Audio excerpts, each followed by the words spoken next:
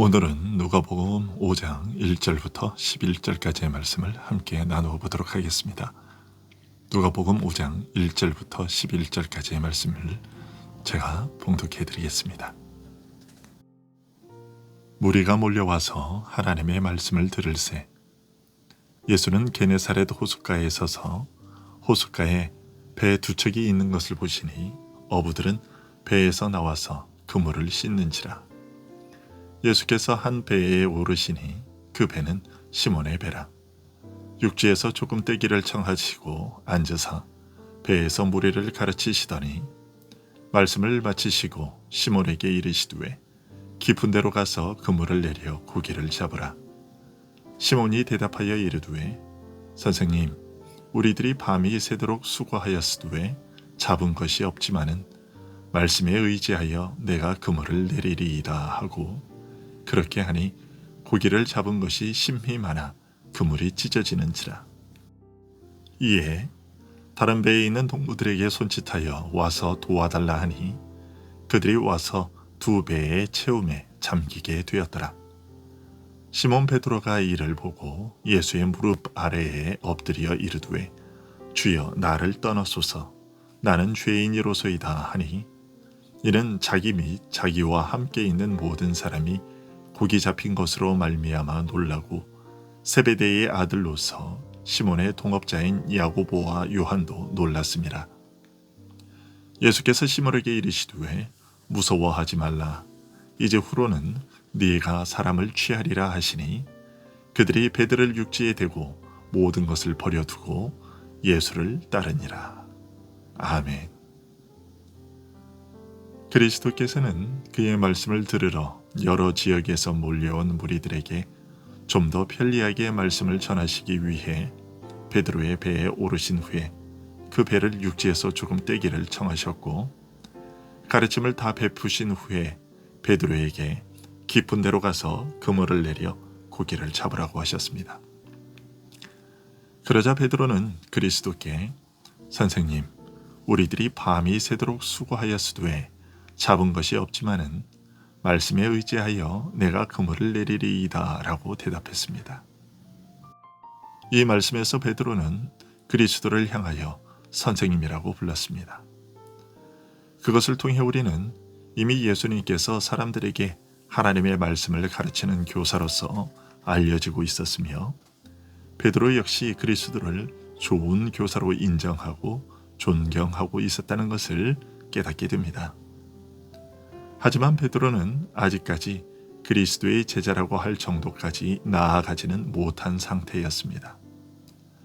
왜냐하면 우리가 믿음에 의거한 순종을 통해서 그리스도의 가르침을 받아들이고 그리스도께서 우리에게 무엇을 요구하시는지를 알기 전까지는 그리스도에 대하여 우리가 존경하는 감정이 있다고 하더라도 그것은 그리스도께 합당한 존귀와 영광을 돌리는 것이 아니기 때문입니다. 우리는 유명한 지식인들이 그리스도에 대해서 높게 평가하며 존중하는 태도로 말하는 것을 TV에서 종종 보곤 합니다. 하지만 그렇다고 해서 그들이 그리스도의 가르침과 요구에 따라 행동하지는 않으며 그리스도께서 요구하시는 것이 무엇인지도 알지 못합니다. 그러기에 그들은 그리스도의 제자가 아닌 것이죠. 그물을 던질 때까지의 베드로와 그의 동료들의 상태가 그러했던 것입니다. 베드로가 복음의 가치에 대해 어떤 인식이 있었다 할지라도 그것은 단지 희미한 인식에 지나지 않은 상태였던 것이죠. 그럼에도 불구하고 베드로는 그리스도를 무척이나 존경했고 아직까지 그리스도의 신적인 권위를 알지는 못하였어도 좋은 교사로서의 권위에 대해서는 지극히 존중하는 마음을 갖고 있었습니다.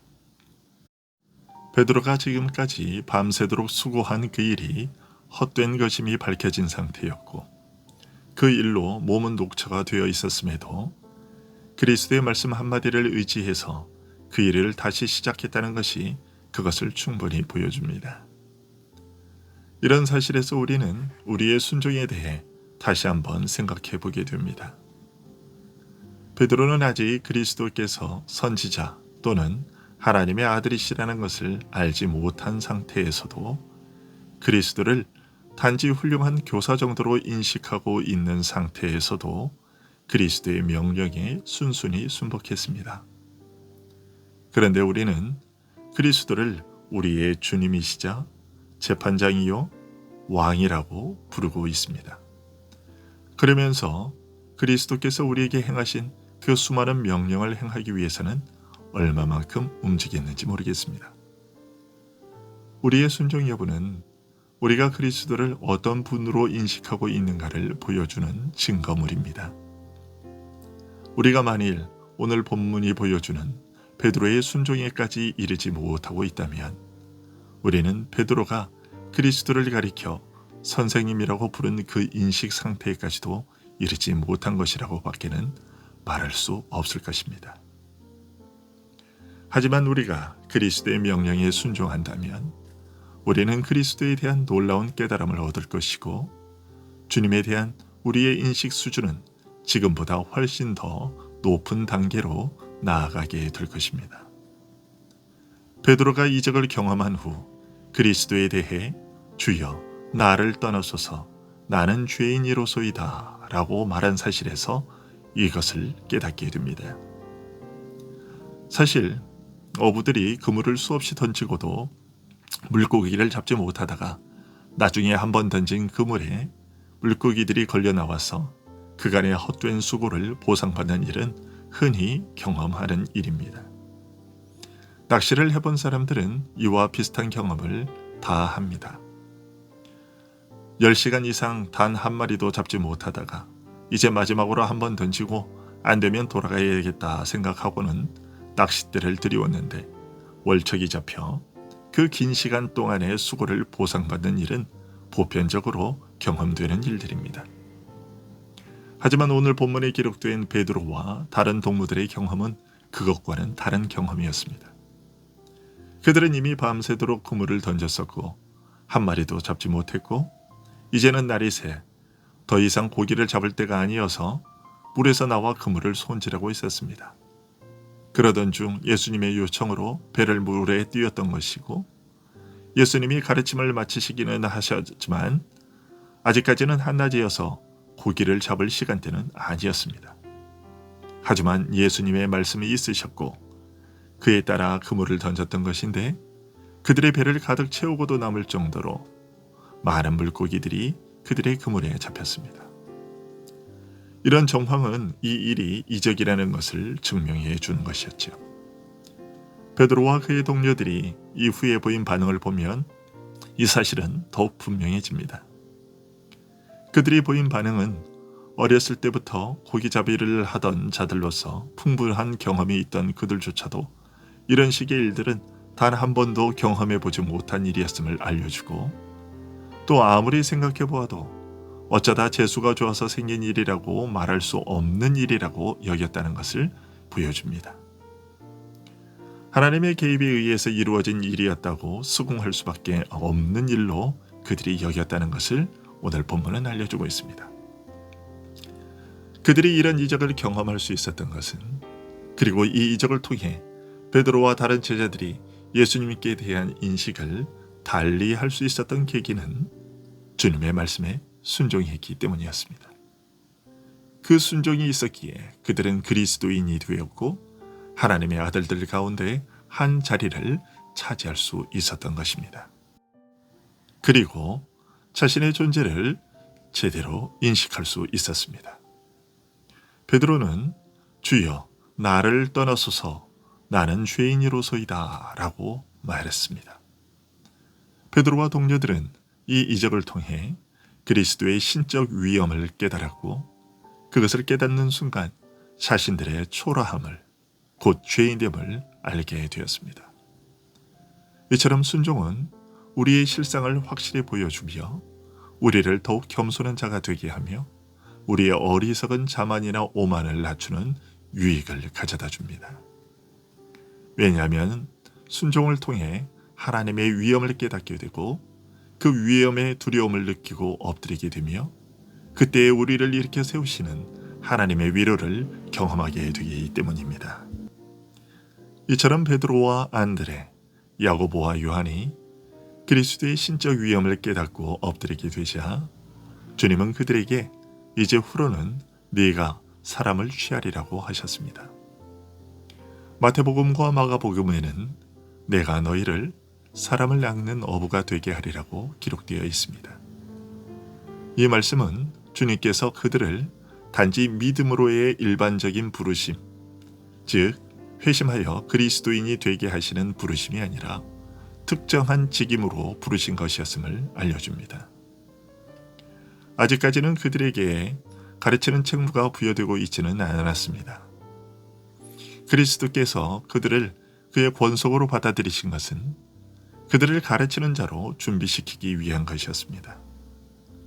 우리는 이 점을 주의 깊게 보아야 합니다. 왜냐하면 모든 사람이 그들의 부모와 직업을 떠나고 문자 그대로 그리스도를 좇으라고 명령을 받는 것은 아니기 때문입니다. 주님은 어떤 사람들에 대해서는 그의 양무리와 교회 속에 속해 있는 것으로 만족하시고 어떤 사람들에 대해서는 교회 속에서 특정한 직분을 맡기십니다. 주님으로부터 직분을 받은 자들은 그렇지 않은 자들보다 더 큰 책임이 부여됩니다. 우리 주님은 다른 사람들에 대해서는 그들이 지금까지 해왔던 평범한 생활을 그대로 유지하게 하시지만 이 4명의 제자에 대해서는 그들의 수고를 더 고상한 직임에 사용하시기 위해 지금까지 그들이 생계를 위해 해왔던 직업을 그만두게 하십니다. 그리스도께서는 기계로 치자면 별 쓸모없는 기계들, 그러니까 배움도 없고 능력도 별로 없는 사람들을 택하셔서 그의 성령의 능력으로 그들을 훈련시켜, 아니 새롭게 하여 세상의 모든 지혜로운 자들보다 뛰어나게 하고자 하셨습니다. 그리스도께서는 이런 식으로 해서 그들을 통하여 영적 은혜의 탁월함을 보여주심으로써 육체를 자랑하지 못하게 하셨습니다. 이것은 우리로 하여금 우리 자신의 노력으로는 아무것도 얻을 수 없다는 것을 깨닫고서 하늘로부터 오는 믿음의 빛을 간구하게 하시기 위한 것이었습니다. 그리스도께서는 배우지 못하고 무지한 사람들을 택하시기는 했지만 그들을 그런 상태로 내버려 두지는 않으셨습니다. 하지만 우리에게는 주님이 하신 것과 같이 사람을 훈련시킬 능력이 없기 때문에 아무 사람이나 목회자 후보생으로 택하더라도 그 사람으로 하여금 그 직임을 수행할 수 있도록 훈련시키면 된다는 생각을 가져서는 안 됩니다. 그리스도께서 오늘 본문에서 보여주신 것을 우리의 모범처럼 여겨 우리가 그와 같이 할 수 있다고 생각해서는 안 된다는 것입니다. 우리는 주님과 같은 능력이 없기에 목회자를 선별함에 있어서 그리스도께서 바울의 입을 통해서 우리에게 주신 디모데전서 3장 2절의 원칙을 따라 행해야 합니다. 즉, 가르치기를 잘하지 못하는 자는 목회자가 되어서는 안 된다는 것입니다. 성경의 원리를 제대로 알지 못하는 어떤 사람들이 고린도전서 1장 27절에 하나님께서 세상의 미련한 것들을 택하사 지혜 있는 자들을 부끄럽게 하려 하시고 세상의 약한 것들을 택하사 강한 것들을 부끄럽게 하려 하시며 라는 말씀을 가지고서 신앙에 있어서는 무지한 것이 배운 것보다 더 낫다고 말합니다. 그들은 자신들의 무지를 자랑하면서 배우려는 노력을 기울이지 않고 그 무지한 정도에 비례해서 자신들이 사도들과 더 가까운 위치에 있다는 어리석음에 빠져 있습니다. 하지만 우리 주님이 베드로 등과 같은 부류의 사람들을 택하신 것은 그리 생각하셨기 때문이 아닙니다. 그리스도께서는 배우지 못한 자들에게는 하늘이 열리지 않는다고 생각하는 자들의 교만을 낮추시기 위해, 즉 바리새인이나 서기관이나 사두개인들이 갖고 있던 그런 교만을 낮추시기 위해 멸시받을 만한 자들을 택하시기로 결심하셨지만 나중에는 어릴 때부터 체계적으로 교육을 받아왔던 바울을 사도로 부르셔서 이 어부들과 함께 일하게 하셨습니다. 따라서 오늘날 교회는 이런 원리를 충분히 인지하고서 복음의 일꾼을 세워야 하고, 그렇게 일꾼으로 세움을 받은 자들은 그 상태로 머물러 있어서는 안 되고 배우는 일에 더욱 노력을 기울여야만 합니다. 하지만 특별히 일꾼으로 세움을 입지 않았더라도 번제보다 하나님을 아는 것을 원하노라는 그 말씀을 마음에 새겨 모든 성도들이 말씀을 배우고 익히기는 일에 힘써 노력해야 할 것입니다.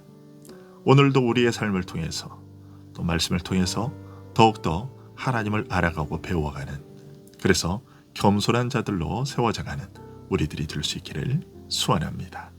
기도하겠습니다.